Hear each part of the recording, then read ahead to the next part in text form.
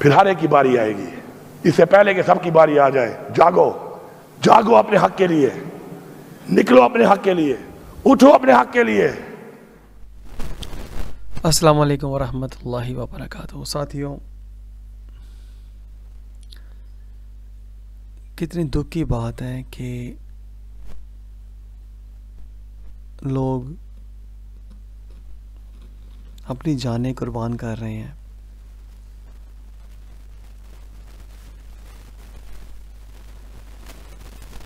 मगर किसके लिए? उनके पेश नज़र क्या है? अमेरिका बरतानिया का निज़ाम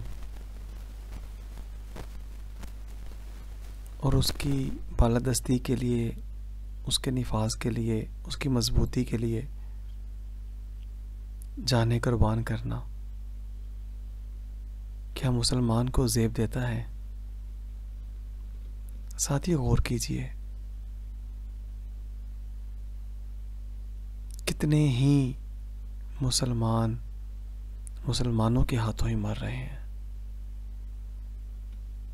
और क्या ये अल्लाह और अल्लाह के नबी सल्लल्लाहु अलैहि वसल्लम का निज़ाम हो सकता है कि जो मुसलमान को मारे? ज़रूर सोचिएगा।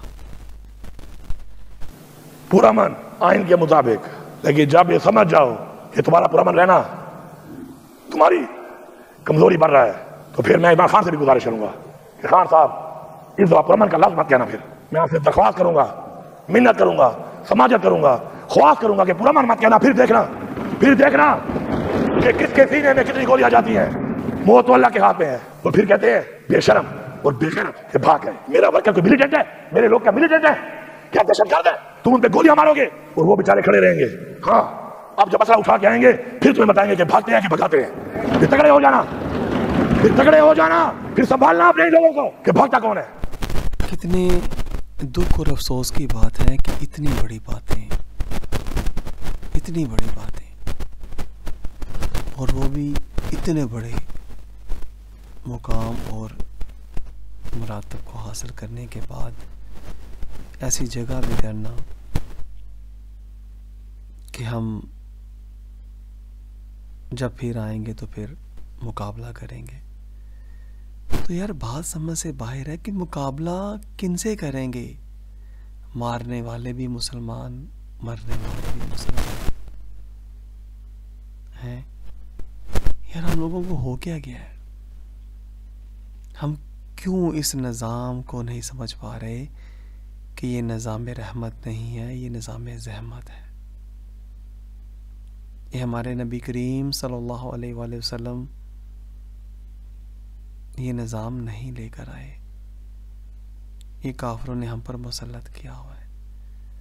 और काफिरों का कोई भी निज़ाम मुसलमानों के लिए खैर हो ही नहीं सकता। मत ले जाओ मुल्क को इस तरफ। फिर वरना तारीखें जब कहती है कि तारीखें अपने आप को दोहराती है कि तारीखें अपने आप को दोहराएं।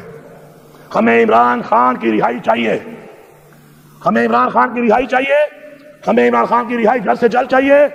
वरना ये जो तुम फसाइयत के जरिए गोलियां मार के हटा रहे हो, हम फिर गोलियों का जवाब गोलियों से दे के तैयार होके आएंगे।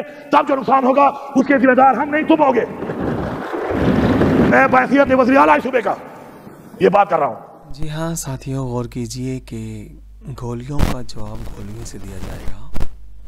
यार, ये सब क्या है? ये हमारे प्यारे नबी सल्लल्लाहु अलैहि वसल्लम का निज़ाम रहमत नहीं है। क्यों मुसलमान अपनी जानों के साथ खेल रहे हैं? आखिर क्यों? क्या कोई उलमाए कराम इस हकीकत से पर्दा नहीं उठा सकता कि ये निज़ाम हमारा नहीं है? मुसलमान तो आपस में भाई भाई होते हैं। एक मुसलमान के जिस्म के किसी भी हिस्से को नुकसान पहुंचे, तकलीफ में आए, दर्द में आए,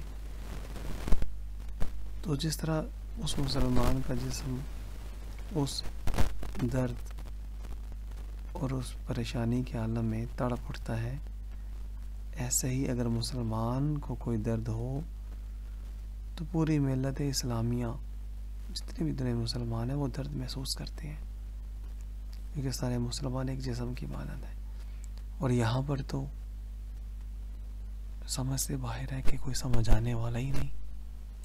मौलाया सल्ली व सल्लिम दाइमन अबदन अला हबीबिका खैरिल खल्क़ि कुल्ल